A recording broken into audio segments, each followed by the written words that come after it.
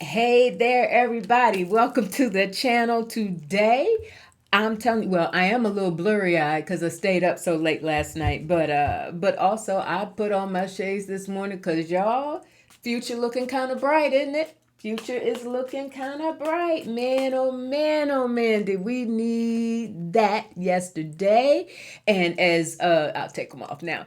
And as Pete Buttigieg said, from sea to shining sea, right? From one coast to the next, New York to California, people turned out, and we know now what has happened.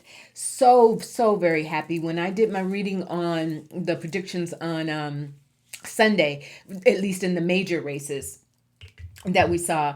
The one that was giving me fits, I just couldn't get the cards to fall certainly like I wanted them to around New Jersey and Mikey Sherrill, but some energies, bound prayers, people been doing what they do spiritually and otherwise, like that was like no problem. Check, check, check. So, and also, really interesting, Lawrence O'Donnell on MSNBC had an interesting remark last night, and I paid attention to it because he's on it.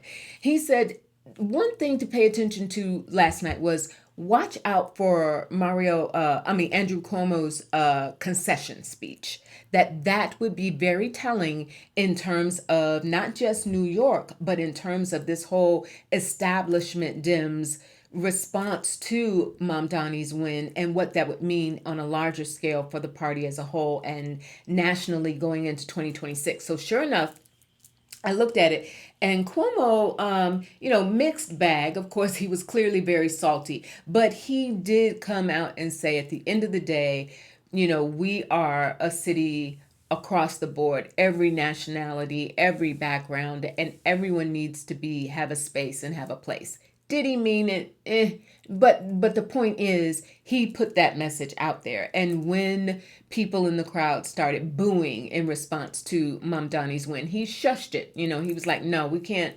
This is not the time for that." So thank you for kind of putting that out there, O'Donnell, because I think he was sending a message to the money class, the powers that be, the elites, the Democratic establishment that, hey, this has happened. He put in his little dig. Of course, Mamdani's not going to be able to deliver on what he promised. I'm not so sure about that. Certain things, perhaps there may be more challenges to come. But here's the main thing that I want to go to. And this is a larger scope, not just, Spirit is saying, not just in terms of Mamdani's future as the mayor of New York, but keeping in mind, you all, Spirit has said now for months, this is going to set off a tidal wave of what we see in terms of a fresh crop of candidates, and what we have typically thought of in political circles of having a political resume that people then would get behind to put you in office. Mamdani surely changed the game with that, right? There are so many people who are saying, because of his age, because of his lack of experience, that in and of itself spells doom. He has Barack Obama now basically on speed dial, right, you all? And what I'm getting, and going to go to Spirit for this morning, many readers, Susan Lynn, many, who you all know I love to pieces, many people on this platform and others, and even political experts have been questioning whether the path forward is going to be more coalition based. So I'm thinking about that because, like I said, Barack called Mamdani, was like, dude, I'm here for you. You need me, talk to me. And more of that is going to be coming his way. Even Kamala Harris, as Prop 50, was last days of Prop 50 and the campaigning around that. She showed up on a stage with Gavin Newsom, like, look, y'all, we got to make this happen. There's an energy that is building to make sure that the success of new candidates who win office is more guaranteed and more assured. And to the extent that there are challenges due to experience, etc., there's enough resources that are going to be available to help mitigate that. All right. I've got the Two of Wands at the bottom of the deck. I absolutely love it. Moving forward, how we move forward together and really uniting because of a greater vision.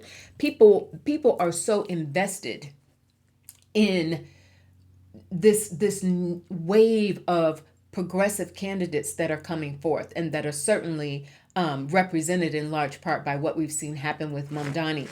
That the idea that they would get the votes and get in office and then fail, that's the people who know how to keep that from happening. We're going to see more of that. The Eight of Swords, exactly. It's those people who are afraid of themselves, because in an Eight of Swords energy, you all, it isn't the reality of things going wrong. It's that internal, ooh, never did it this way before. Can we really pull this off?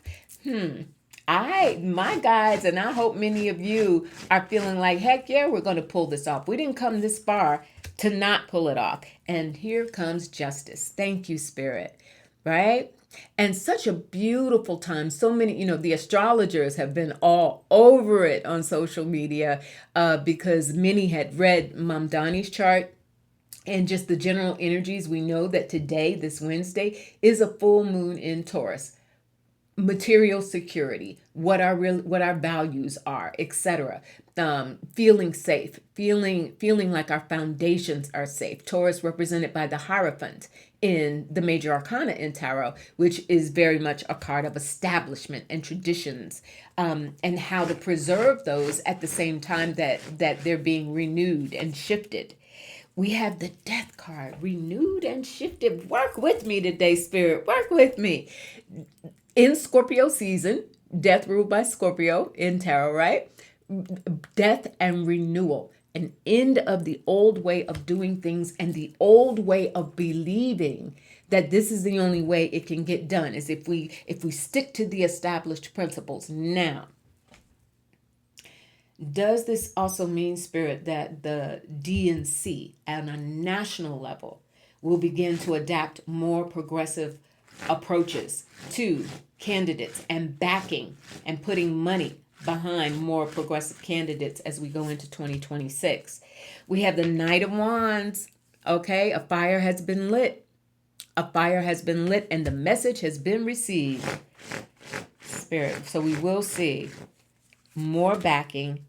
And the Five of Wands, dang, right on. We're just as I was getting delighted. But the Five of Wands is, there's still a conflict around it, because there are enough, what Spirit is telling me, there's enough Chuck Schumers of the world who are still out there and still operating politically with the super PACs, etc., to want to iron that out, because this is related to the money. This is related to the funding and how to put that money behind progressive candidates on a national scale. Spirit, will that happen one way or another? It's like time to face the music and the Hermit. Yes, it's time to face the music. It's a reckoning and it's almost not a dark night of the soul for many establishment Dems, but it is a reckoning, and it is understanding that a healing has to occur. Hermit energy is Virgo, so it is about reading the data, understanding, breaking down who voted how, when, age groups, affiliations, independence, how they weighed in, etc. And then we develop a plan. So it's not, and I get it, it makes sense. Spirit is saying it's not a just throw their hands up in the air and say, oh, well, establishment Dems, I guess, we're not needed anymore, or we just got to go sit down somewhere and make way. No, they still want to have their little nitpick, say so. But at the end of the day, it is what it is. All right. So Mamdani is going to have the support that he needs. And certainly, the two new governors in Virginia, and Abigail Spanberger and Mikey Sherrill in Jersey, tremendous support behind them. I am hearing governors as well, that governors in particular are going to extend. You're going to see more of a coalition of governors, similar to how we have seen already around healthcare, around food insecurity, around educational needs. the lovers, a union, a union of different states, different what am I trying to say? Different needs in the within those states. And also what I'm getting while we're on the subject is something really got triggered in Virginia, you all. That attorney general still won as well. What's the name? J Jones or whatever, despite that texting situation. Even he pulled it out like Virginia, right? Hurt, devastated by Doge earlier this year and all of the federal cuts and everything else that's going on. Will they jump into this mix of redistricting? That's what I'm asking. Going into 2026, will we now see Virginia redistrict? The Seven of Pentacles, they're certainly going to consider it. Seven of Pentacles, when they consider it, will Virginia be among the states that reworks its maps? The Seven of Wands, I think that's a good sign, you all. Stand your ground, make it happen. There's going to be some arguments around it. But ultimately, Eight of Pentacles, don't count Virginia out for being a state that comes up with a new map if they need to. Right? And also, while we're on that topic, we've seen Governor Westmore out of Maryland been teeter-tottering, because not from his perspective, I don't feel that. I think he's all in for it. He's certainly been, outspoken, and been in alignment with Gavin Newsom, etc. But he has resistance from his state legislature. And so he's formed a commission, many of you may have heard. He said, okay, let's do this step by step. Where's my hermit energy? Let's do this step by step and form a commission to lay it out on the line. Here's why we need it. Here's what it's going to do, blah, blah, blah. Spirit, is Maryland going to redraw its maps? Will Westmore be successful in getting those maps drawn? He's going to persist. Nine of Wands. Will he be successful? Will the legislature, it's not just him, will the Maryland legislature be successful in redrawing its maps for the 2026 elections? The Four of Wands, I like it. A card of commitment, a card of celebration in its own way. And this has to do with the map itself, the structure of the map. Fours being structural. So look for Maryland to perhaps indeed get on board, and Virginia looks like it might slide on in right behind that, you all.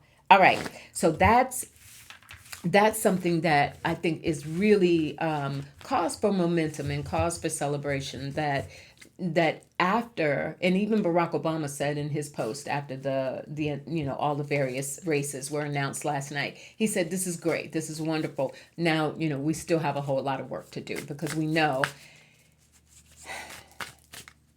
Kanks and company, now their next step, of course, is to pull out every stop imaginable to try and tweak the elections. They're going for voter ID. They're going for now they're hooping and hollering about the mail-in ballots again. But we saw yesterday, lines everywhere. The idea that in California, no races, this was strictly about a ballot measure. And look at the turnout, right? There's such an engagement. And for those naysayers who have said, the young people are checked out, young Democrats are just checked out, nobody is listening to the Democrats because they suck. Well, two things can be true. Right? Two things can be true. There are aspects of the party that has absolutely sucked, can't lie, but that did not stop people from rising to the occasion and doing what needed to be done in that moment. All right, so I want to move on. So Schumer, he's done. He's toast. He was already done, but dude, you're out of there. Nancy Pelosi has already said it. She knew the writing was on the wall, and to be honest, she's gone as far as she can go, right? She's teetering into Mitch McConnell territory in terms of her faculties and what have you. Not saying that she's not performing, but you know what I mean. It is what it is with her. So she's already announced it. He may as well. He just may as well, because it's not going to happen for him. Jeffries is in such trouble. Does not matter that he waited until the 11th hour to come out and endorse Mamdani. The damage was already done. But here's the deal. I want to look at the shutdown, because a lot has been said in the last few days or last week or so that we would see some momentum one way or another depending on the outcome of yesterday's elections, right? Well, we saw what happened. So now we have more mics, being put in front of Jeffries and on the House end. Of course, we know Mike Johnson is at every. I don't know. I haven't read it. I haven't heard about that. Oh, I don't know. Speaker of the House. Okay. So Jeffries has, some people say he's kind of waffling a little bit around this bipartisan approach. So the latest I've heard is Jeffries threw it back to the Senate and said, well, bottom line is we're willing to negotiate, but whatever deal is going to probably come to us from the Senate end of things. We won't be the main players at this time to try and negotiate that deal. We're going to have to just respond to whatever happens in the Senate. So he punted it back over there, saying that because we are seeing that there are Democrats within the Senate now who are starting to say, okay, enough's enough, and we're going to have to strike some sort of a deal. Primary among those, which is kind of surprising but kind of not, is Alyssa Slotkin out of Michigan.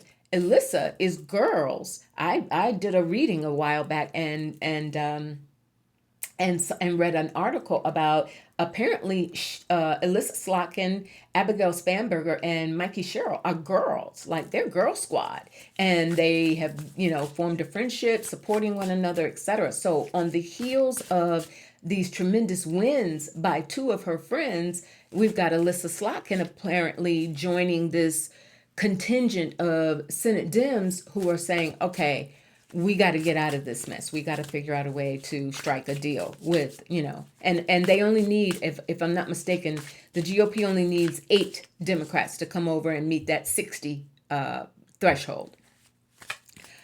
I want to ask if there's going to be a deal, and if so, Thune had said earlier this week that he anticipated them rounding a bend this week, as soon as this week. And we know he said that because of the pending elections, right? That was going to be play a factor in that. Deal or no, will the Senate strike a deal this week, Spirit, on the shutdown, to end the government shutdown? Will they reach a deal this week to end the government shutdown? And I'm going to ask, is that because there will be sufficient Democratic support in whatever that deal is? We have the King of Pentacles. I'm feeling like that's probably Thune. And this is about the money itself, how it is, the Affordable Care Act subsidies, because that's the red line in the sand, right? Will they strike a deal this week? 7 of Pentacles, so we're going to hear more about meetings, a push to sit down more with one another, talk it out. Will it happen by next week? Spirit had said in a couple of my readings in last couple of weeks when I've been checking in on this, by mid-November. Knight of Swords, drawing up an agreement, coming to an understanding of an agreement. And the Hermit, working out the details, the fine points of an agreement. So will the government reopen by mid-November? Will the government shutdown end by mid-November, Spirit? We have the World. I'm gonna go with that. All right, things change. Sometimes I get it right, and sometimes, most of the time I get it right. Every now and again, energy changes. I don't claim to be perfect, but the world is the world in tarot, meaning completion, done, over, finished. So I think it's looking good between now and mid-November at the latest. All right. Um, will that deal, when that shutdown ends, Spirit, will the Dems get what they've asked for? The Affordable Care Act, the health care subsidies. The Two of Pentacles, that is a partnership, a deal. There's something that's worked out there. That's the only way. There's no excuse for them to agree otherwise, right? In too deep, and especially in light of the elections. In too deep. They've got to get it. And the Two of Swords. Ew.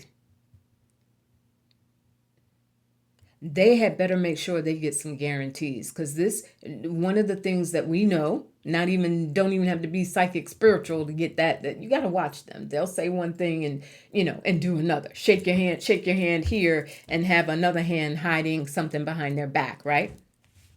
So there's a Two of Swords here. There's something that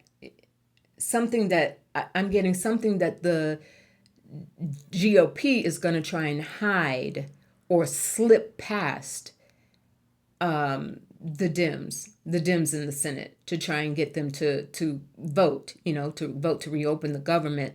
And they've got to be really careful that something doesn't slip by them. And afterward, oh wow, we didn't realize that was a part of it. And the Three of Pentacles confirming that, yes, they've got to make sure that that if they're going to work together, that everything that they know they need, the Affordable Care Act, anything else involved from that end, they've got to make sure that it's nailed down, that it's tight. But this is good news. Now, and Temperance working together, polarities, alchemy, working together to achieve an aim. All right. So it's looking good for that by mid-November. Now, snap in the more immediate sense. So we know the courts two judges came out, ordered him. I think I did in my last reading, was Kank's gonna defy the court orders?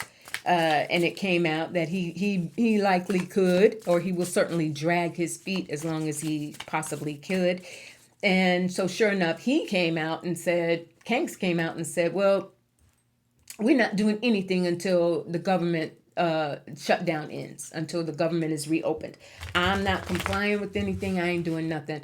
And then, his little, what does he call her? Machine gun lips, Caroline Levitt, came out and said, well, that's not quite so true. We are going to comply, but it's going to take time, because we've got to go and find how to allocate the resources, since it's not full coverage, full benefits for SNAP, that we've got to figure out how to parse that out. And that is what Spirit said in my reading, I think on Sunday.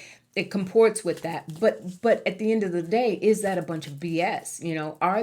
Is SNAP going to get funded sooner rather than later? Like this month?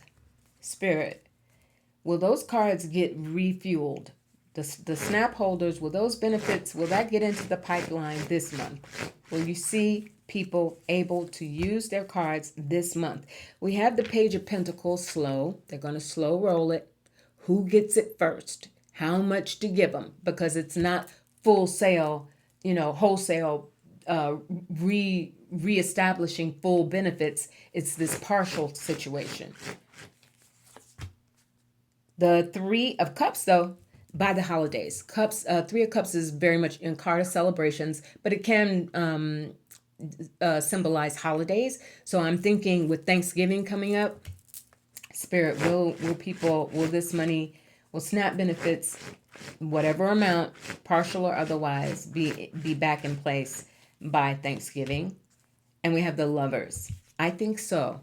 Again, this is partial though. Like Lovers is split.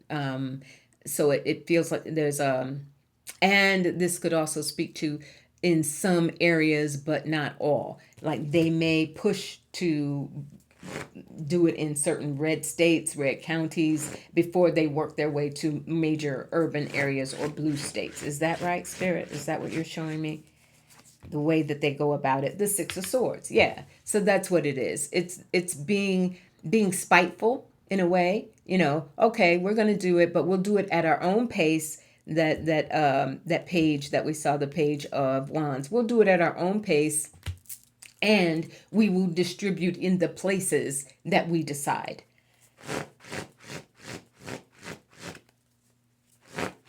Spirit snap benefits. And the Two of Cups.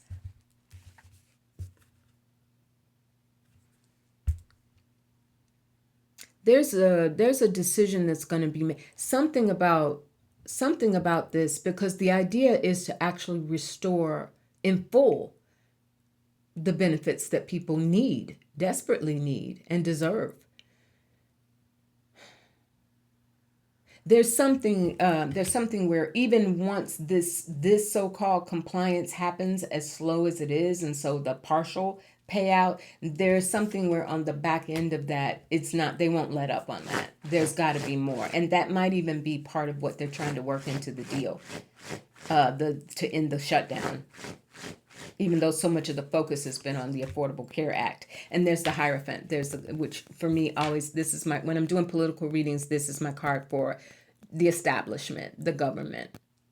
There's a push for the government to this nickel and diming, giving people, a few bucks to put back on their card, that's not going to cut it. We're going to see more of a push and more focus and effort. And I think that's part of what some of these talks are going to be about on the Senate end, and certainly by the time it gets to the House, to include that. And it could even be that, now that I saw that too, House and Senate, that Two of Cups, House and Senate. It could be that whatever deal is reached within the Senate, that the House somehow has a response to that in regards to SNAP as well. All right, you all. Woo! What a day. What a time. And also, I think for all of us, it's a reminder that while so much of this is in a compact number of people in this administration and otherwise, whose decisions are affecting millions of people, it is when the millions of people stand together. The protests, right? The No Kings protests, and now we see the turnout for the vote. That is where the real power lies. 150,000%. That is where the real power lies, you all. So, I think those reminders, and the growing sentiment and the changes that we are going to see in who our political leaders are, who emerges now in political leadership, and the backing that they will get, the support that they will get, is what we're going to see some tremendous shifts in that, and just cannot wait for it. A lot of work, and tenacity. And there's going to still be some scary moments, because we know they are flipping their wigs over there. There's never we get your point, let's temper all this down and do the right thing. It's just not in their fabric. But that's not going to stop it. And that's what we're being shown step by step by step. So I hope this was helpful. Thank you always for being here. I also have another video up today because it is a full moon in Taurus. So you'll see two things coming up for me today. Hope you take a chance to look at them both. Please hit that like and subscribe. Hype it if you can. I really appreciate it. It helps the algorithm go out and more people be able to see the content. And I will check back in with you all in a couple of days. Celebrate out there. Put your shades on if you're feeling like it's a little bright, right? Do your thing. And I'll talk to you real soon. Bye.